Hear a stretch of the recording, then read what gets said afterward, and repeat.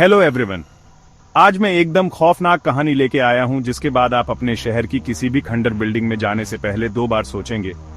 ये कहानी एक ऐसी हॉन्टेड बिल्डिंग की है जिसने बरसों से लोगों को डराया हुआ है। एक समय की बात है, एक चहल पहल वाले शहर में एक पुरानी टूटी फूटी बिल्डिंग थी। ये बहुत बड़ी और खस्ता हाल थी और जो भी इसे दूर से देखता था उसकी रूह कांप जाती थी। लोग कहते थे कि ये जगह कभी बहुत शानदार और आलीशान हुआ करती थी, लेकिन अब ये बस एक भूतिया खंडर है। वो रात में होने वाली अजीबोगरीब घटनाओं के बारे में फुसफुसाते थे। अपने आप खुलने और बंद होने वाले दरवाजे, दीवारों से आने वाली ठंडी हवा और कभी कभी टिमटिमाती हुई भयानक रोशनियां।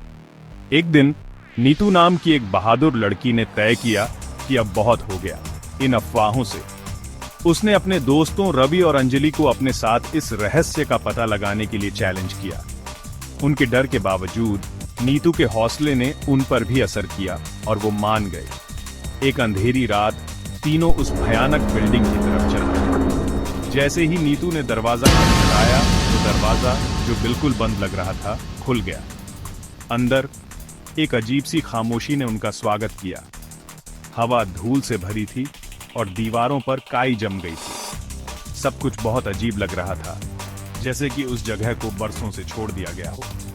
वो अंदर गए और एक कमरे में दाखिल। अचानक बत्तियां टिमटिमाने लगीं और एक दूर से आती हुई भयानक चीख गूंज उठी।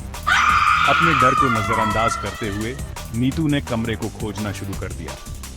उसने एक पुरानी किताबों की अलमारी को खींचा और एक जोरदार धमाके के साथ दीवार से एक सायेदार आकृति निकली।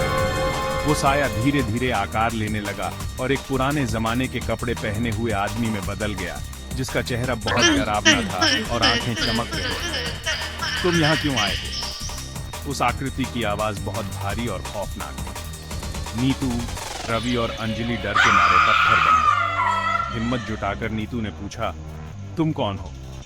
मैं इस बिल्डिंग का मालिक था, उस आकृति ने जवाब दिया। लेकिन किसी ने मेरा और मेरे परिवार का यहाँ कत्ल कर दिया। अब मैं यहाँ फंस गया हूँ और मेरी आत्मा इस जगह से बंधी हुई है।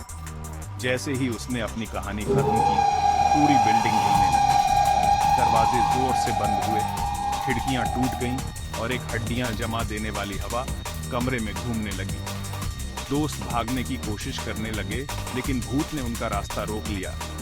तुम मुझे छोड़कर नहीं जा सकते, उसने गुस्से से भरी आवाज में कहा। जल्दी से सोचते हुए नीतू ने अपना स्मार्टफोन निकाला और बिल्डिंग की पुरानी तस्वीरें ढूंढी। वो जानती थी कि पुराने नुस्खे अभी भी ऐसी आत्माओं को भगाने की ताकत रखते हैं। जैसे ही उसने तस्वीरों पर हाथ रखा, भूतिया आकृति कमजोर होने लगी और धुंधली पड़ने लगी। वो धीरे धीरे गायब हुई। तीनों दोस्त दरवाजे की तरफ भागे, उसे खोला और बाहर निकले। बाहर आते ही दुनिया फिर से सामान्य लगने लगी, लेकिन उनके चेहरे डर से पीले पड़ गए थे। उस रात के बाद उन्होंने कभी उस बिल्डिंग की तरफ मुड़कर नहीं देखा और दूसरों को भी उससे दूर रहने की चेतावनी दी। आज तक वो बिल्डिंग खंडर बनी हुई है और कोई भी उसके पास जाने की हिम्मत नहीं करता। कभी कभी अनजान चीजों से डरना बेहतर होता है, क्योंकि कुछ रहस्य इतने खतरनाक होते हैं कि उन्हें सुलझाना ही नहीं चाहिए। देखने के लिए शुक्रिया और याद रखना, क्यूरियस रहो लेकिन सेफ भी रहो।